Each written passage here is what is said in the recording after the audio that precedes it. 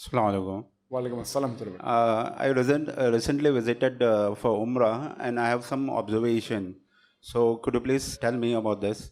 I find that over there a lot of luxurious type of thing is been pushed up instead of a very neat and clean environment.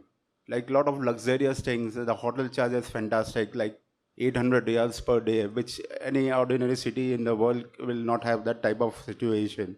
So, Islamic, is there any step taken to this extravagance, luxuries, and all that? Because every Muslim has the right to go to this place, and if the things are put to the right channel, many people will take the advantage of this. Is there any concrete attention is given to this issues? Because there is a lot of extravagance, expenses, and other things which should be not there in a holy place like Mecca. And even if you see in India, there is in any other religion, they have this thing, Musafir Khana, or a place where people can say a normal, at very economical rates and all that. So why don't you put some efforts to this? He was asked the question that when he went for Umrah, he found that the rates of per day in staying in hotels very exorbitant, say 800 yards, which is very high. Brother, let me tell you one thing. I do agree. The rates are only high during the season. During the month of Hajj, during Hajj period, it's very expensive, and during the month of Ramadan. These two are the only times when the rates escalate. Well, that's the time when more pilgrims come to the holy city of Makkah and Medina. Otherwise, in off-season, it is one of the cheapest in the world. 800 riyal, what we're talking about the peak season. So the rates in hotels close to the Haram is one of the most expensive in the world and one of the cheapest in the world. 800 riyal is nothing. What we're talking about 800 riyal is about a 5-star hotel.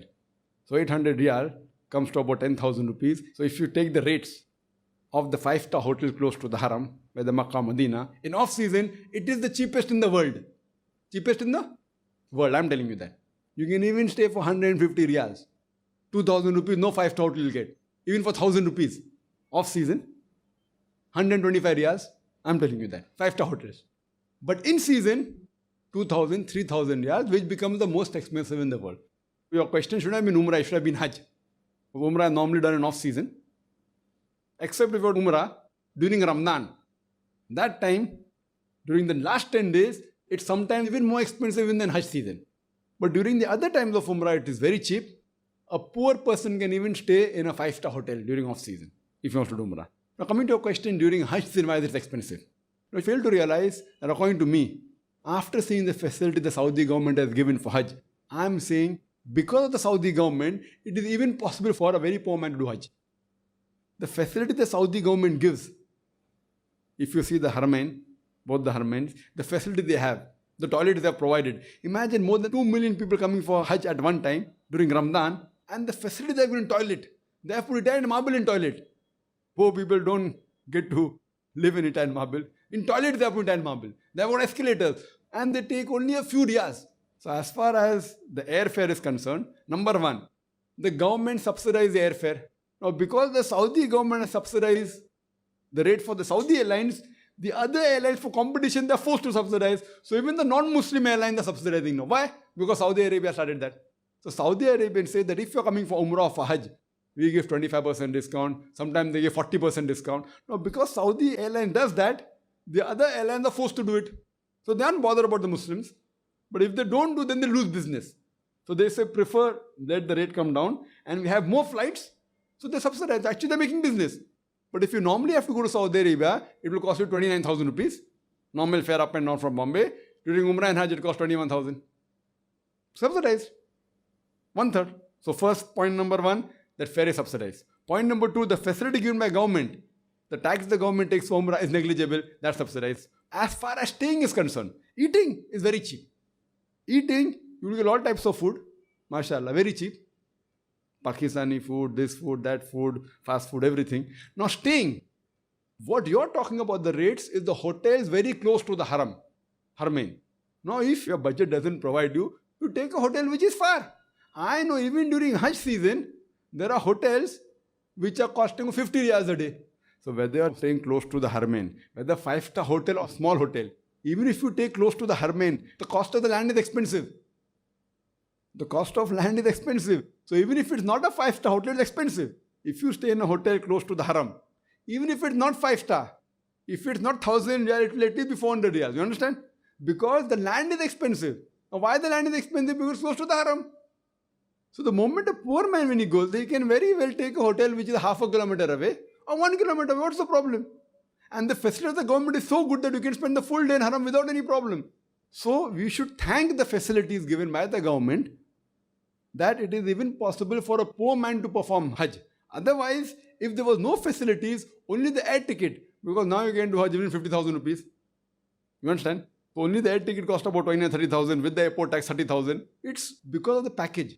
So if you go in a group, if you go as an individual, it will be expensive. If you have the money, Allah has given you the money, you can go as an individual, stay in a 5-star. So there are trips going for Hajj for 1 month. So 1 month you're living, lodging, boarding, everything for 30,000 rupees is dirt cheap. 1,000 a day you're paying actually.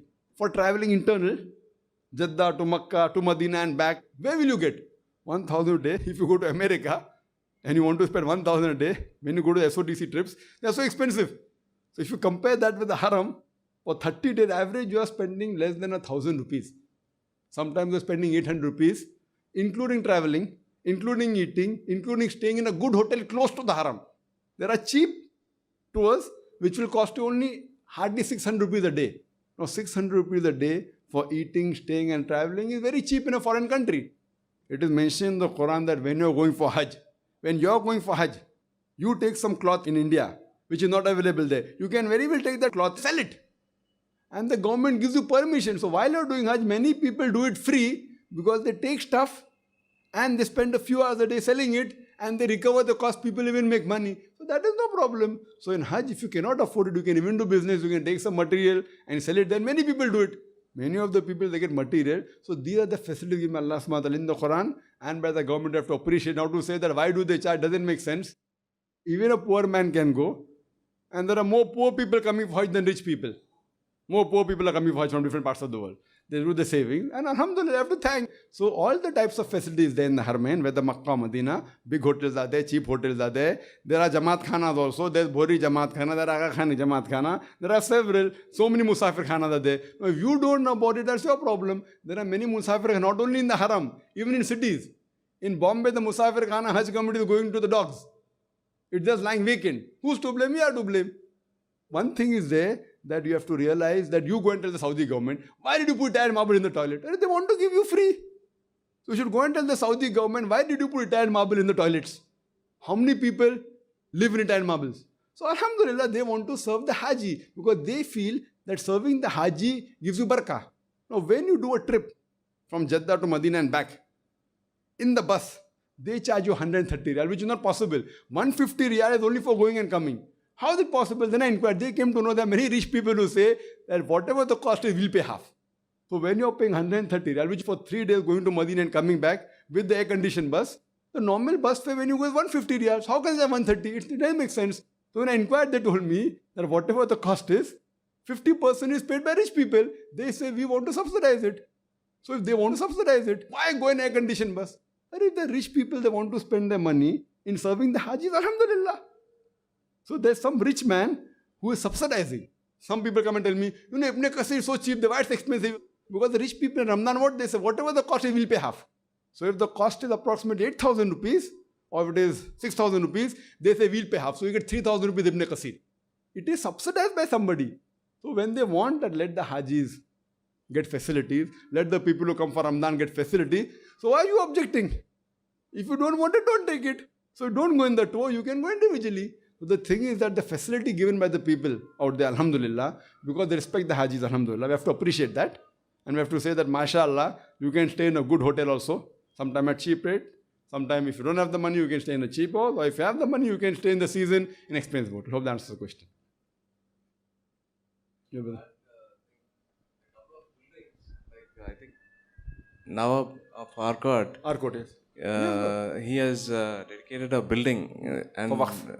yeah, and the people can go and stay free down there. And I think even Nizam of Hyderabad has done it. Maybe He's not aware. Brother is adding more information. He's right that Nizam of Hyderabad at that time he used to give zakat to Saudi Arabia. No? Nizam of Hyderabad They used to send zakat. They used to send money to Saudi Arabia, and now it is the opposite. So they have got many of their own places to stay, which is free. But again, that's limited. So maybe the place, the room may be 50 or 100. So booking is there, so people are staying free. There are many people, even Nawab of Arcot of Madras. He has got his own place where people can go and stay there free. There, even Abhori Sayyidin has got, even Aga Khan has got. There are many trusts which have got. And they give free. Some people charge nominal. So depending upon if you want, you can avail. That's the reason so many poor people can also perform Hajj, alhamdulillah, summa alhamdulillah. Hope that answers the question.